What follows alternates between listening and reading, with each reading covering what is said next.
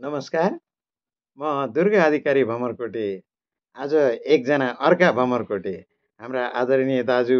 पूर्व सहायक रथी तथा वरिष्ठ साहित्यकार तेज प्रकाश भानियाज्यूले आफ्नो जन्मभूमिलाई माया गर्दै भमरकोट शीर्षक राखेर एउटा कविता झ्याउरे छन्दमा लेख्नु भएको छ। सो कविता वाचन गर्ने अवसर मैले प्राप्त गरेको छु। स्वीकार्नुहोस् दाजु तेज प्रकाश बानियाको भमरकोट। बिहानी पख पातलो निन्द्रा चरीको चिरबिर झ्यालको पर्दा सारेर हेर्दा उज्यालो मिरमिर उषाको लाली लाजले लुक्यो आलोक देखेर कविले कर्म आरम्भ गर्छ कविता लेखेर कविता लेखेर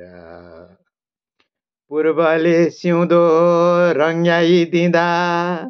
हिमाल मुसुक हाँसेर दङ्ग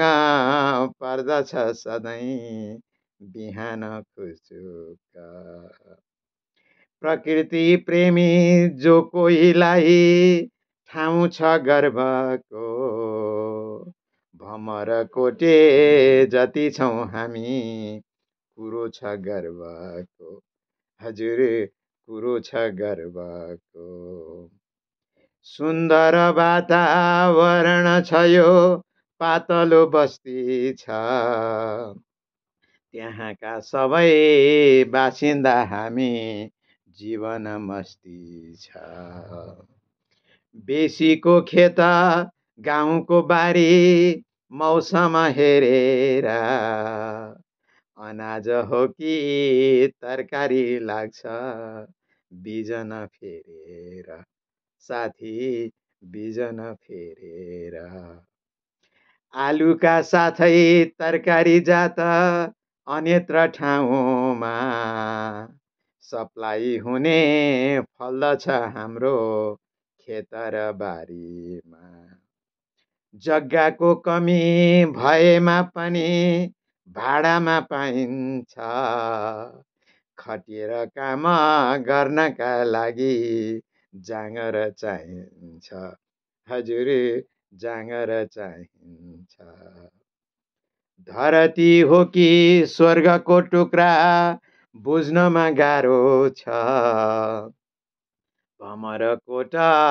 धरतीको स्वर्ग सबैको प्यारो छ अपरिचित व्यक्तिका लागि मनमा गुन्द छ अपरिचित कोही रहेछ भने स्वर्गै हो भन्दछ साथी स्वर्गै हो भन्दछ हजुर स्वर्गै हो भन्दछ